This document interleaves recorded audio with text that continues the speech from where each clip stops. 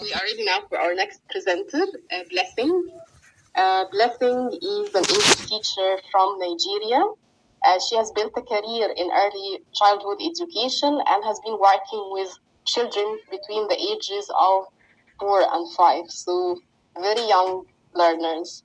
And she's going to share with us tonight her experience as well from this context. Blessing, you have 15 minutes. The floor is yours. Okay.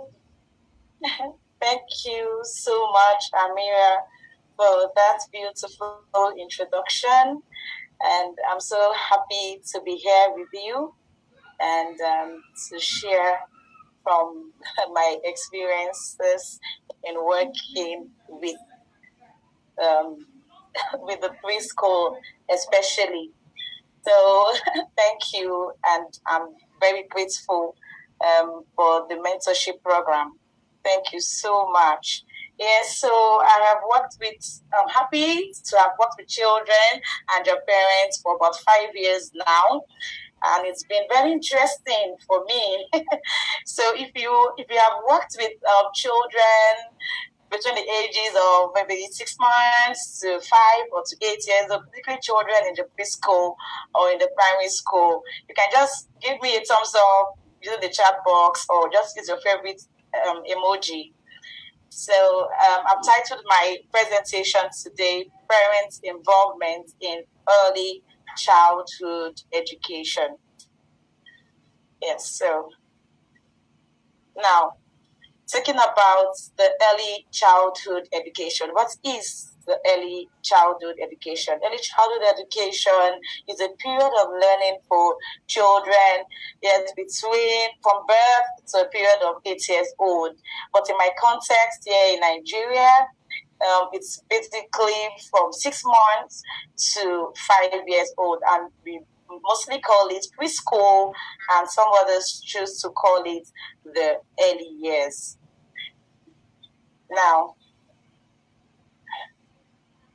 why parental involvement? So why should we involve parents in early childhood education? As we all know that it's not good enough as a teacher to work in isolation. And it's good for us to always connect with the parents, to connect with parents of the children that we teach. For example, you're teaching a child in the school and you feel the child has learned so much, but the parents can be at home and it's concerned about the child's learning, feeling that the child is not learning. So I, as a teacher, what I do is I try to connect with my parents. I always have this constant dialogue, to create the synergy between my classroom and the home. So I get constant feedback from my parents. I let them know what I'm doing in my classroom.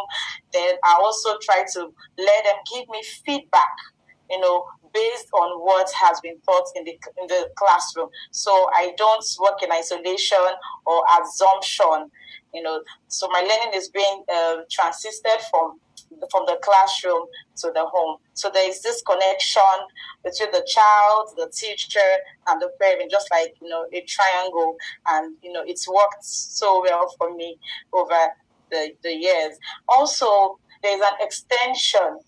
I like to involve my parents because there's an extension in learning experiences from the classroom to the home. So take, for example, I've taught my preschoolers about shapes or about colors, and they're able to identify various shapes in the classrooms. They're able to tell me different kinds of colors in the classroom.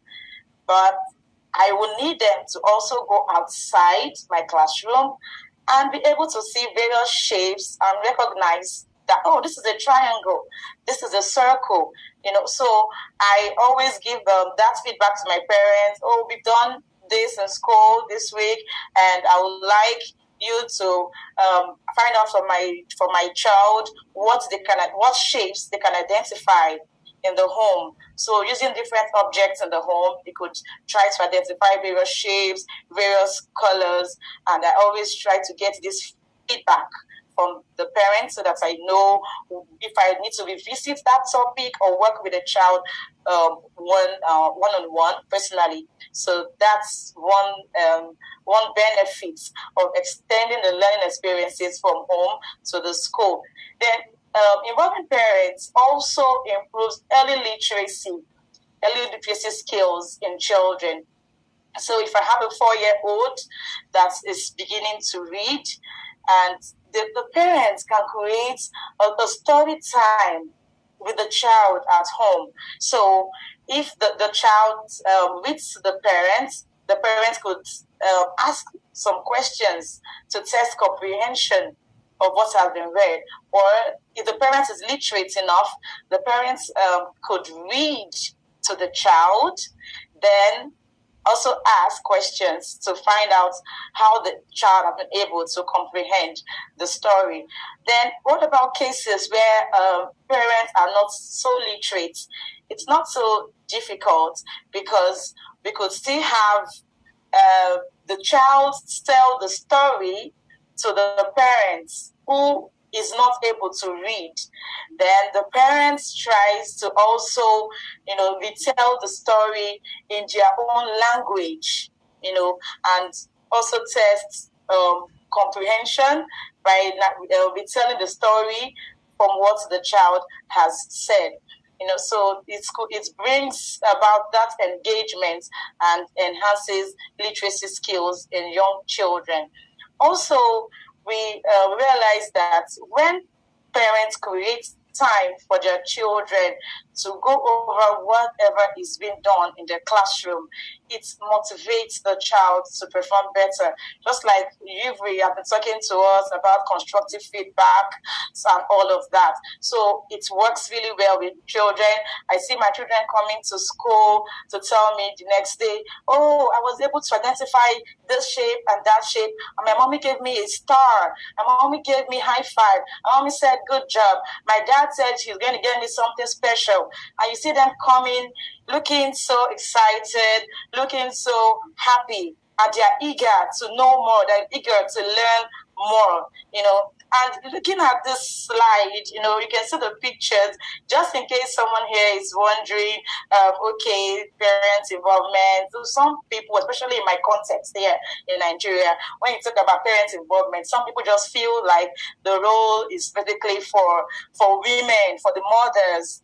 No, that's why I love what my co-mentee and presenter from Cameroon, Christine, said last week when she talked about gender balance, and that is why I try to use this picture here on my slide. So it's neither the role of the mother or the role of the father alone. So, when I say parents, I'm referring to both the father and the mother, or as the case may be, whoever provides care for that child.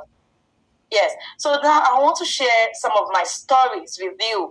I have several stories. I could go on and on, but for the purpose of this presentation and the time given to me, I will just share 2 stories of how I've been able to involve parents of children in my classroom, and I want to also hear from them, so I won't just be talking in abstract. So I have this parent here. He brought the child to the school and met with the school head, and I was invited because she was supposed to be in my class. So from my observation and everything that was said, I noticed that she's the very active child, very active. So when we came into the classroom, I noticed that she wasn't ready to set. She just wanted to play, just do the singing, do the jumping and all of that. But I had to start motivating her. Oh, good job. You can do this. I'm going to give you a sticker and all of that. So she was attracted to those kind of motivation and praises and all of that. And she started giving me attention. She would sit. Then I also observed behavioral pattern. I noticed that there were things I needed to work on. So I discussed with my school head. I also discussed with the parents. I started doing videos, for evidences. So what I will do is that whenever she does some kind of things, I'll talk to her, and I also send the videos to her parents for evidences. And I noticed that the parents, they were very involved, because by the time she comes the next day, she tells me, oh, my mom told me that if I keep doing this or that, then that means she's not going to be my friend. She stays things to me like that. I want to be a good girl. I'm a good girl. So it tells me that my effort is not being wasted. So I also have some other things I did with her, like in terms of reading. I noticed that she's somebody that when she comes to class and we start reading, she may not really follow the way we blend our words, and she might just see a word and she just says it.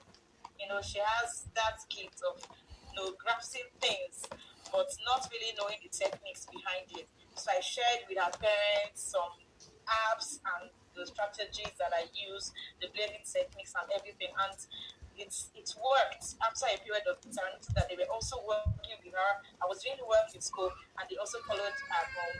And let me not say it all. I would like to play this video. Yeah. Education at home. It's a beautiful one. And I remember when we met Miss Sepple, and she drew us into this daily relationship, where Amaris was undergoing education the whole day. So she is in school, and at the end of school, when I'm coming to pick her up, she gives us an update of what they've done, her observations, and then she gives us professional advice on what we can do at home. And so it's more like we're augmenting what she's done in school. And then when she's back to school again the next day, Miss Apple will now observe, the development, the progress from where she stopped the previous day. And so this went on. At some point, I thought, okay, at some point we're going to get tired of this, but it went on a daily basis for all us, as we remember.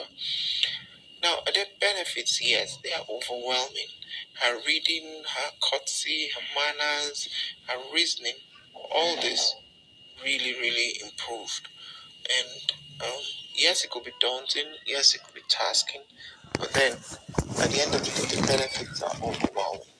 So it is worth going to. Yes, so it is worth going to, like you said. Yes, it's going to be daunting, but it's worth going to. So I'll just quickly share the second story I have here. So in October last year, it was Teachers' Day, and we had parents coming to play the role of teachers.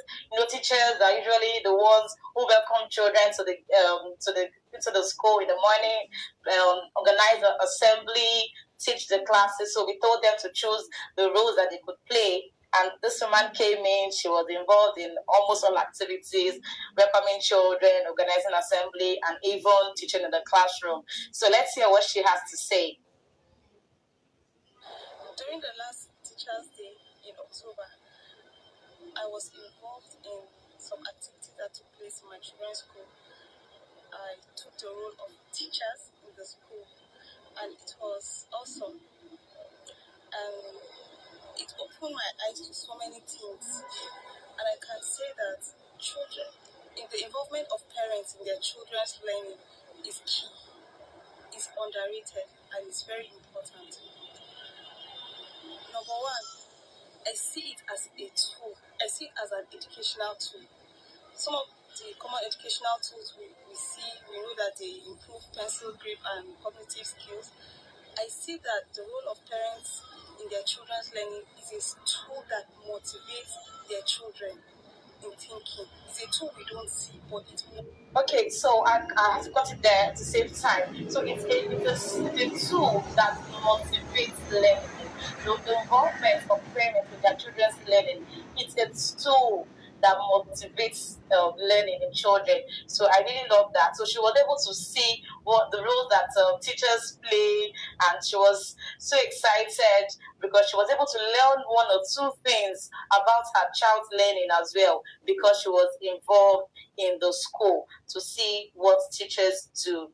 Yeah, so I also like to engage with parents even outside my classroom, because I've seen it work in my classroom. I've seen the results, and I also thought about extending this to other parents outside my school. So I created a platform, a WhatsApp platform called the SOP Platform for educators and parents. And the aim of this platform is to unite school leaders, teachers, and parents, where we share relevant discussions there, and just to foster a good relationship between the home and the school. So it's been a very successful platform. I may say I have over 150 members on that platform, and it's a very active platform. Even in December, we had a hangout, we had to meet, and I have some pictures here. So we met in December.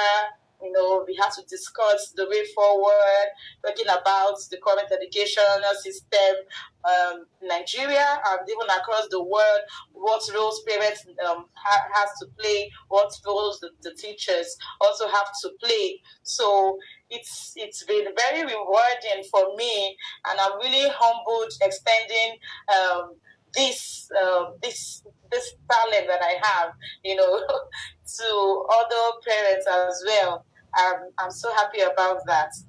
And I want to say a very big thank you to everyone for listening today. Thank you to my mentors, and thank you, Amira. I'm open to questions now. Thank you very much, Blessing, for sharing this important topic that we rarely discuss, actually. We always talk about students and teachers, but we rarely talk about parents, especially when it comes to teaching young learners. I hope you can read the chat box. It's all positive comments. Someone is saying that it's good that you involve with parents in the presentation as well, not only in your project. Fantastic. Okay, lovely presentation. Good examples from your own experience, and great testimony from the students and teachers and parents as well. You shared all the lovely stories, Blessing. Were there any challenges in the process to get parents involved? Yes, of course there are challenges in getting parents involved, because honestly not every parent will be involved, but like I always say, if you have 20 children in your class and at least 10 to 15 of them are involved, that's a good one for you, because you realize that the ones that are parents are involved, you see them, grasping, flying. So the ones that their parents are not really involved, you have to give those ones extra special attention so that they can catch up with the others. So it's not something that you have to force parents and say you must be involved, because really parents are busy these days. Send their children to school so that they can learn, they feel they paid, and they should go do your job as a teacher. So you can't force them, but you can encourage them. There's a way I do it that parents are not, they just see themselves getting involved, because I don't make you feel like you are doing the work. I just give you feedback. Basically, I give you feedback, and I say, please help me observe if this and this is done. So I'm not giving you the work to go teach my child. I'm only asking for feedback based on what I have done. And even without asking, they go the extra mile themselves, trying to help their children. That's what I can say for now. I hope I answered that.